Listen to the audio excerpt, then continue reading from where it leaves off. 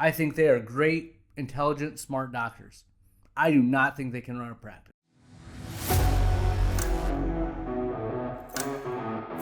All right, my friends, the Ultimate OD Podcast, we're talking about your identity and how your message resonates with your patients, right?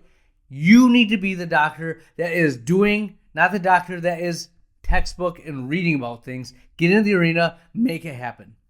I did a powerlifting meet at 41 years old. What did that teach me about optometry? This is the Ultimate OD Podcast. Here we go.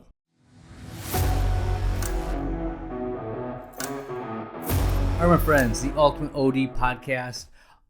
Just to give you guys perspective, this week we are moving offices. This is the first time I've taken my base practice and moved it to another location. I am pumped. It's exciting. So I'm filming on a Sunday night. I haven't shaved, if you are watching this on YouTube, but just nature of the beast. We have work to do. I want to share it with you guys. You're along for the journey, and I appreciate you. Goals. Monday, we're seeing patients like normal. Tuesday will be the first of the month. We are moving everything. I have everything planned, got the staff on board.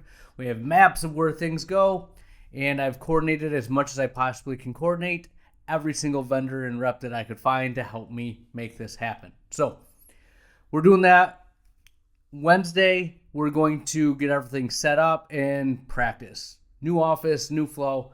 I've often said to my staff, I've worked in a lot of different, environments, but when I go to a new exam lane, there's a phoropter, slit lamp, I'm out of sync. I'm out of flow. I don't know where things are. They're going to feel the same way. And I've done this for, 13 plus years, longer than that if you act, my training and such. So they're going to be a little rusty. We're going to get that going, and I'm hoping to open up the schedule Thursday, Friday, and kind of go from there. But it's exciting. It's a long time coming. It's something that has me juiced and energized. We had an office meeting last week, Thursday, and then we had the opportunity to bring the staff and let them see. It's one thing to see it in pictures, for me to describe it, but when they got it in there and their eyes got big, they got excited. That was really cool to see, and I'm proud of how it turned out. I think I worked with a lot of good people that made this possible. I've planned for as much as I can possibly plan for. It's now time to do the work. Talking to my wife, she has been on the journey, going through the whole process as well. And I'm like, I think you're a little more excited than I am. She's like, just giddy, right? And part of me is, I was very pumped when it went through as we're planning and going. It's been surreal. But now that we're moving in, one, I see the loans that we have. I see the money that I've invested. I'm just ready to get down and go to work, right? The joy has been there. I'm excited, but now it's time to prove it, earn it, and go to the next level, right? So that's my mindset. Hit me up if you have any questions about the process. Like I said, I'm going to outline that in a little bit, but we must get down to business. And with this move, it kind of gave me an idea of what I think a lot of us go through when we're students, when you're an associate and you're thinking about starting a practice, or you're getting ready, thinking about that first practice. Like, we'll throw out names like, oh, Paul Karpecki does this, Laura Perriman, Miles Brujic, Dave Kading, Art Epstein, right? I say a lot of dry eye people because it's the people I follow and respect and look up to. And, I'm sure I was the same way. I talk about Martin Carroll, Cheyenne Vision Clinic, Cheyenne, Wyoming, and what Marty did. And I'm still trying to emulate him, right? Marty did this, Marty did that. We will cite our people that we respect and look at, and they're doing this because they're good, they're doing it, so we have that. But there's going to come a point where you have to know your identity, right? It's cool that Art says this, it's cool that Marty says this, but what do you believe? What do you stand for? What's your identity, right? I love that you can tell me these are the things that you learned in school, or you read this in a textbook, or this worked in your clinic. I look at a lot of my professors at ICO, and I love them. They're awesome. I think they are great, intelligent, smart doctors. I do not think they can run a practice, right?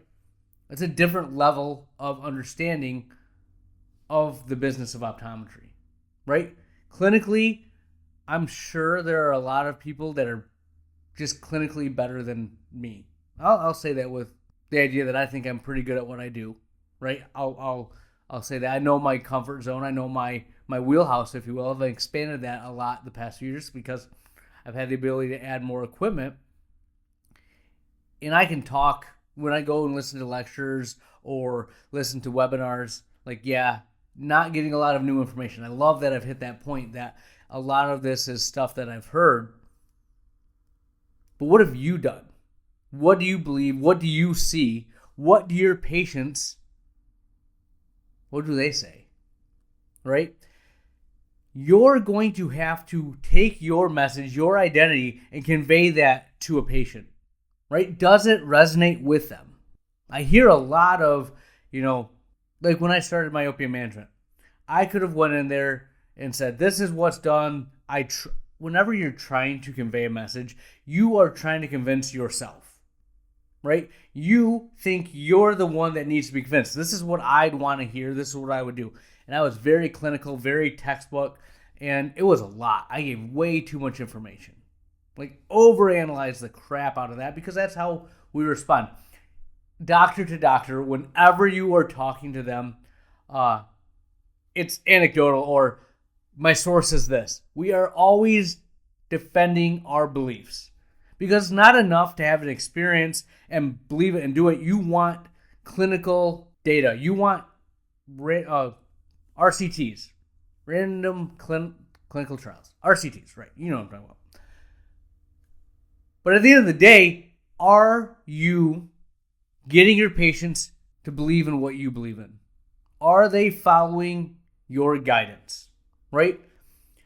You can talk about, this is what Dave Kading says about myopia management. This is what Miles Brujic says about dry eye. Laura Perriman, right?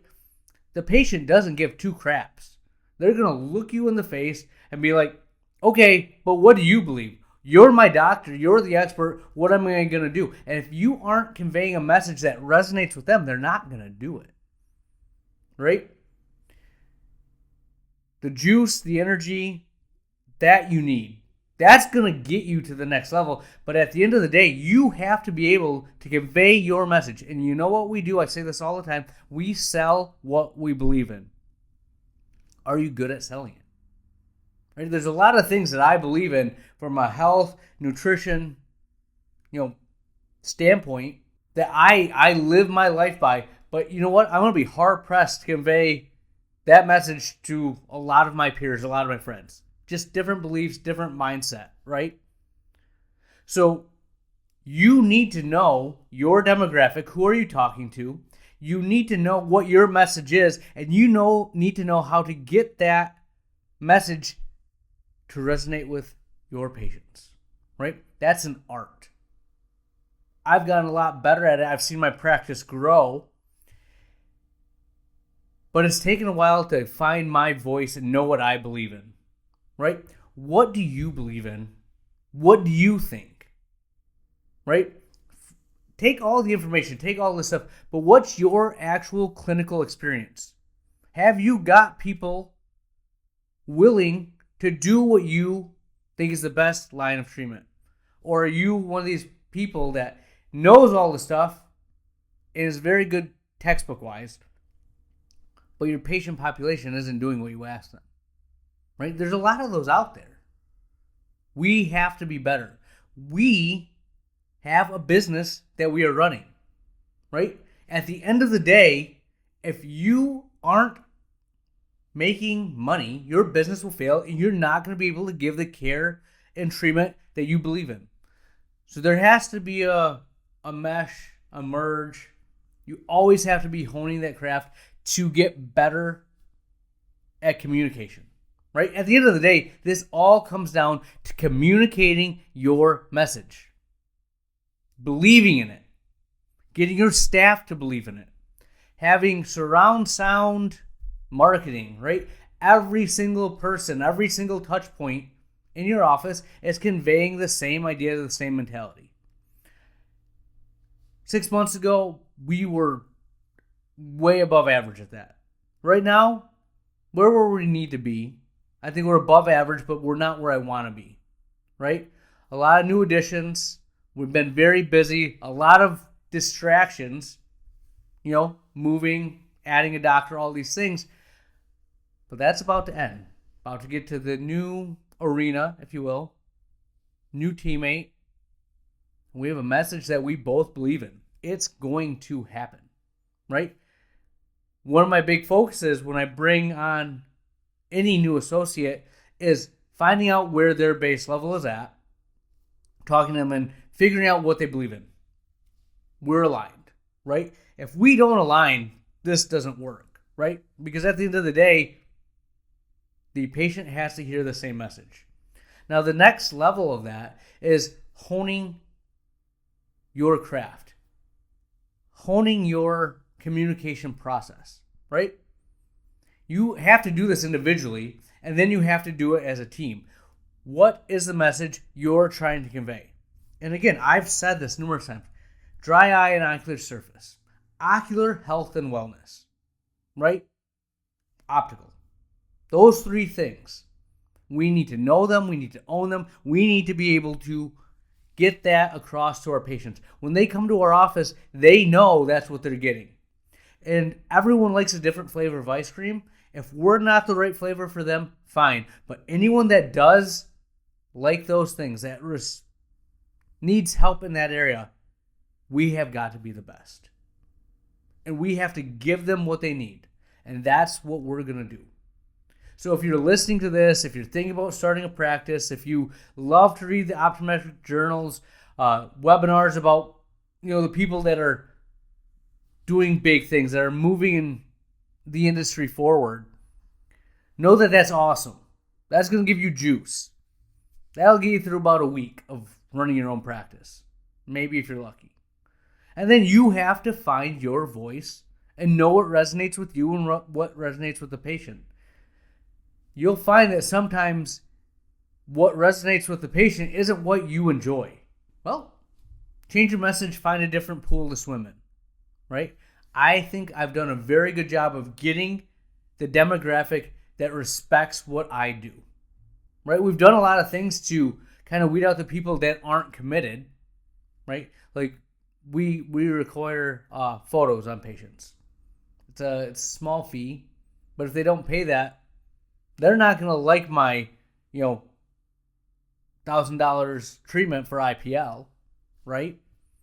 But if they'll do that, at least they pass that screening test. They respect what we're doing. They value the health of your eye. And again, I'm conveying the importance of getting these things done.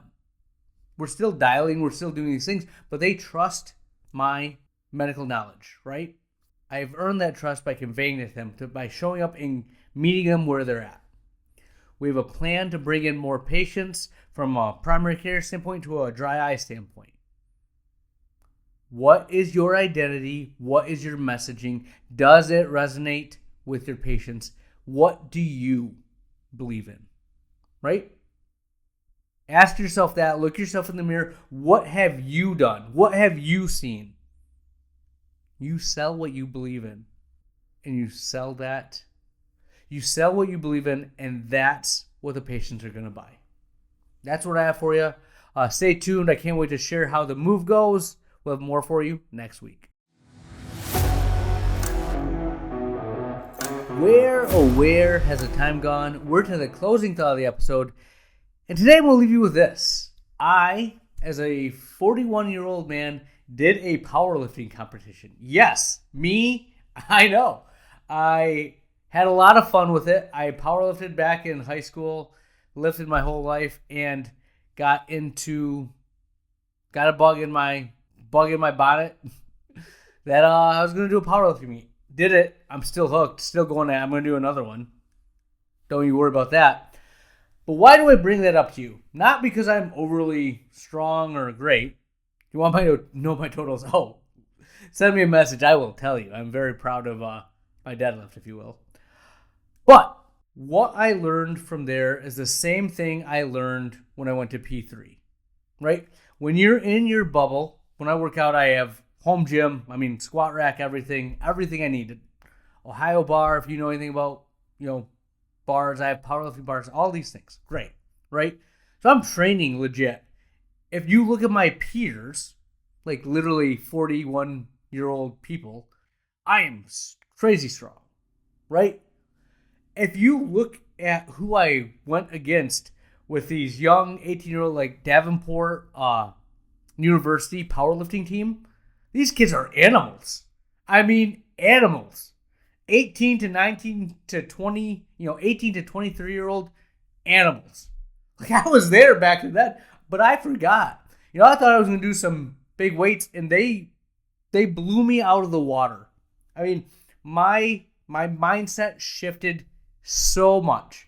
I looked at what they were doing. I'm like, all right, my perspective has been changed.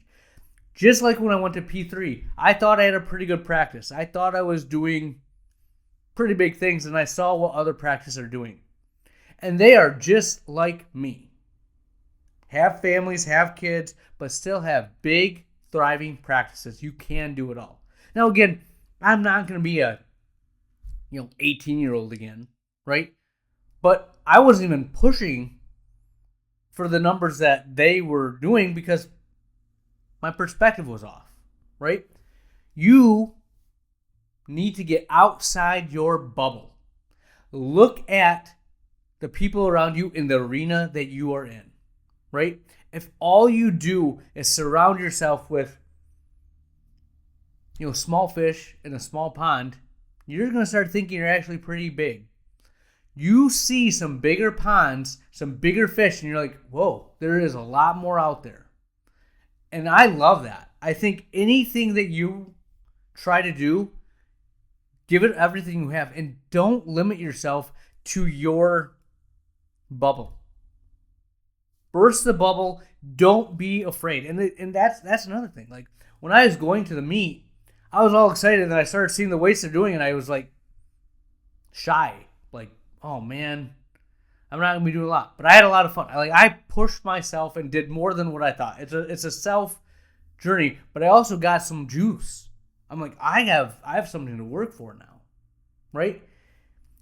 When I went to P3, same feeling. Like, oh man, I know I'm not as good as I want to be, but I have to go. You at some point have to share where you're at with people.